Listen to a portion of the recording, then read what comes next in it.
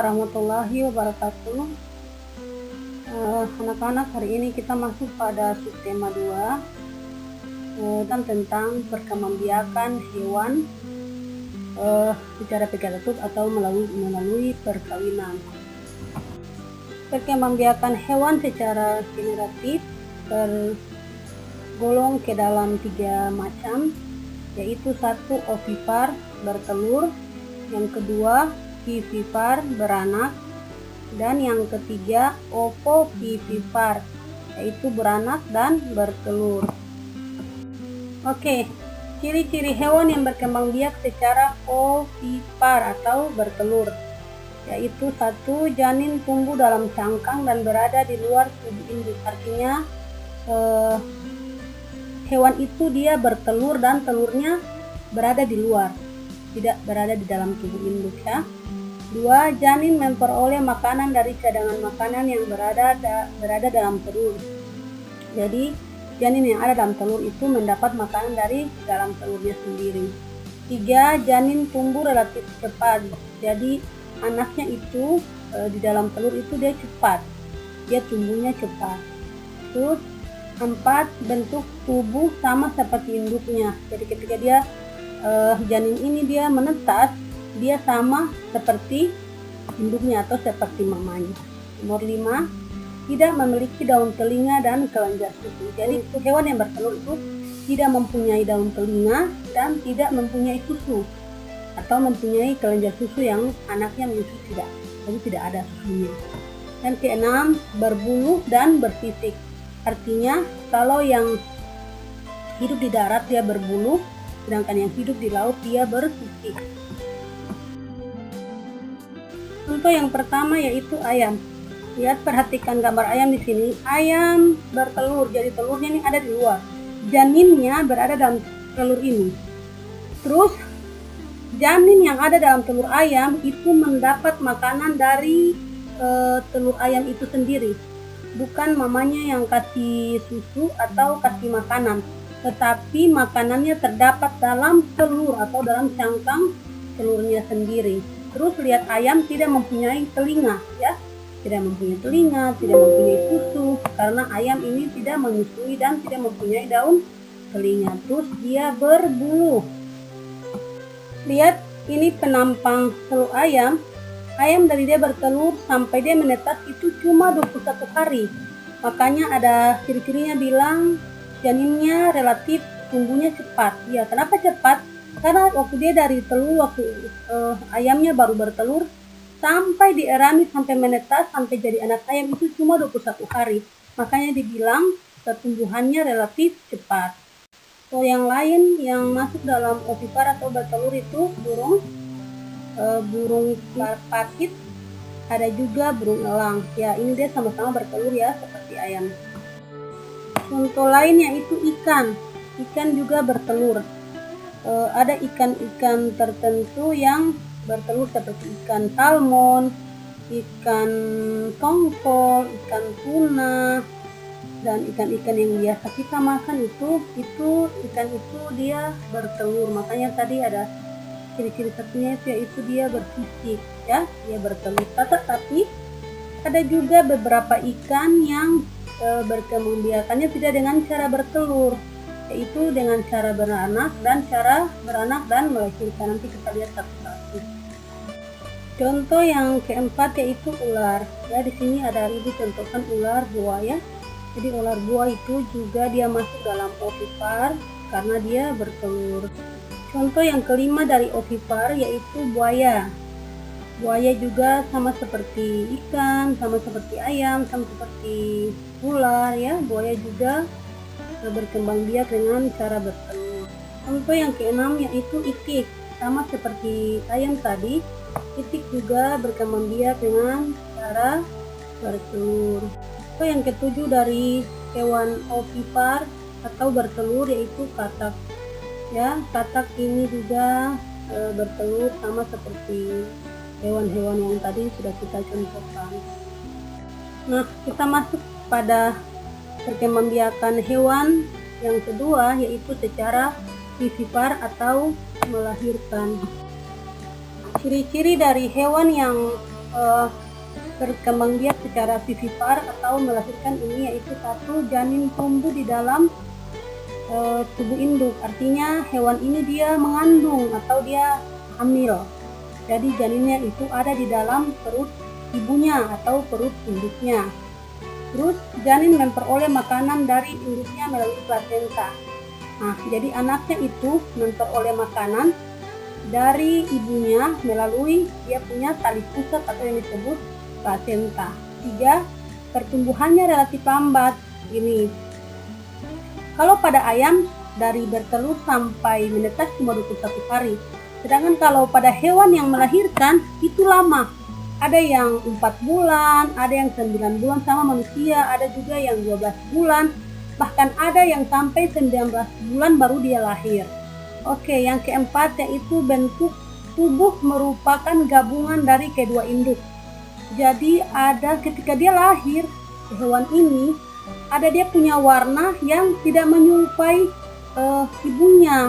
Ada mungkin menyerupai bapaknya atau gabungan dari mamanya dan bapaknya. Jadi warnanya itu tidak sama ya, ada juga yang sama, ada juga yang tidak. Terus 5, memiliki daun telinga. Jadi semua hewan yang dilahirkan atau yang melahirkan itu mempunyai daun telinga. Terus yang keenam, memiliki kelenjar susu. Sama ya, semua hewan yang lahir atau yang melahirkan itu mempunyai susu atau kelenjar susu agar ketika anaknya lahir bisa disusui. Terus yang ketujuh, berambut ya. Jadi dia mempunyai badan itu yang penuh dengan rambut. Kita sering bilang bulu, padahal itu bukan bulu. Kalau bulu pada ayam atau pada hewan ovipar. Sedangkan kalau pada vivipar harusnya kita bilang berambut. Oke, kita lihat contohnya bagaimana. Oke, contoh hewan vivipar atau melahirkan yang pertama, kucing. Hewan yang kedua yang melahirkan yaitu kambing. Oke. Ada juga sapi, ada juga kerbau, dan masih banyak lagi ya. Oke, sekarang yang berikut adalah kelelawar. Kelelawar ini dia bukan burung kan ya. Kelelawar itu bukan keluarga burung. Nah, karena kelelawar itu melahirkan. Jadi kelelawar itu adalah mamalia yang bisa terbang.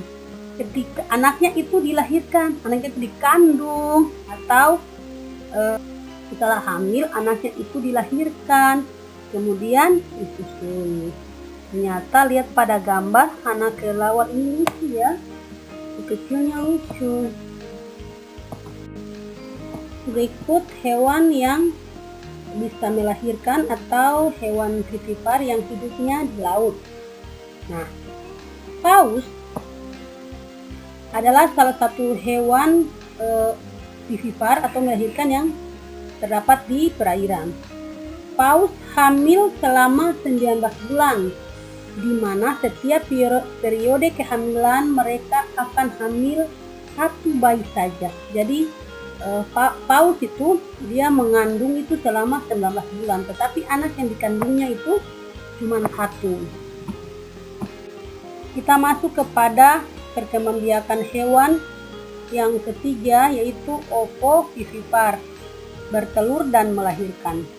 Artinya menghasilkan telur dari proses pembuahannya, tetapi telurnya tidak dikeluarkan dan dierami, tetapi disimpan di dalam tubuh induknya hingga menetas. Embrio dalam telur tidak memiliki plasenta atau ari-ari. Suplai makanannya diambil dari dalam telurnya sendiri. Gini maksudnya. Jadi hewan ini dia bertelur, tetapi telurnya tidak dikeluarkan. Telurnya berada dalam tubuh induknya. Setelah anaknya menetas di dalam tubuh induknya, baru dilahirkan. Makanya hewan ini disebut ovovivipar. Kita lihat bagaimana contohnya. Oke, contoh dari hewan ovovivipar yang hidup di laut yaitu ikan hiu dan ikan pari. Jadi ikan hiu dan ikan pari ini tidak bertelur, juga tidak melahirkan. Tetapi bertelur dan melahirkan. Harus dibedakan ya. Dia tidak bertelur, dia tidak melahirkan. Tetapi dia melakukan proses dari dua ini, yaitu bertelur dan juga melahirkan. Jadi telurnya itu ada, tetapi dikeluarkan, disimpan dalam perut induknya ini. Setelah menetas di dalam, baru dikeluarkan. Contoh hewan ovovivipar yang berikut yaitu kadal dan bunglon. Jadi kadal dan bunglon juga masuk dalam hewan yang bertelur dan melahirkan. Contoh berikut dari ovovivipar yaitu platypus. Platypus ini hewan yang berkembang biak dengan cara bertelur, tetapi anehnya platypus memiliki kebiasaan menyusui anaknya setelah menetas. Jadi kalau platypus ini perbedaannya dengan ikan hiu dan kadal atau bunglon tadi begini. Dia bertelur, jadi telurnya itu keluar.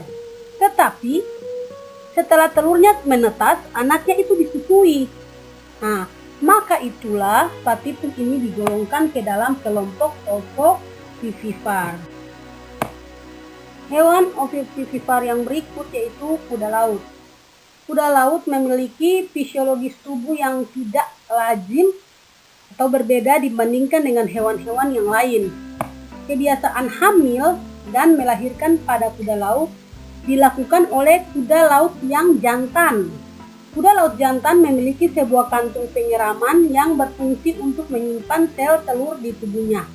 Jadi, ketika kuda laut betina mengeluarkan telurnya itu, lalu telurnya itu diambil oleh kuda laut jantan dan dihantung penyiraman seperti rahim begitu. Jadi dimasukkan telur-telur itu ke situ.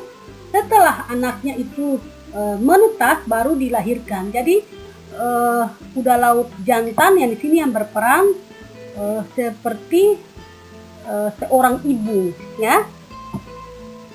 Oke, hewan vivipar, ovovivipar yang terakhir yaitu ular pucuk. Jadi ular pucuk ini termasuk hewan yang masuk dalam kategori dia bertelur tetapi anaknya dilahirkan. Jadi dia masuk dalam kategori hewan ovovivipar. Nah, demikian penjelasan Ibu kali ini tentang perkembangbiakan hewan secara generatif yang terbagi menjadi 3 yaitu ovipar, vivipar, dan ovovivipar. Semoga video ini dapat berguna untuk menyelesaikan tugas yang ada pada halaman 62 sampai dengan 66 pada buku tema. Assalamualaikum warahmatullahi wabarakatuh.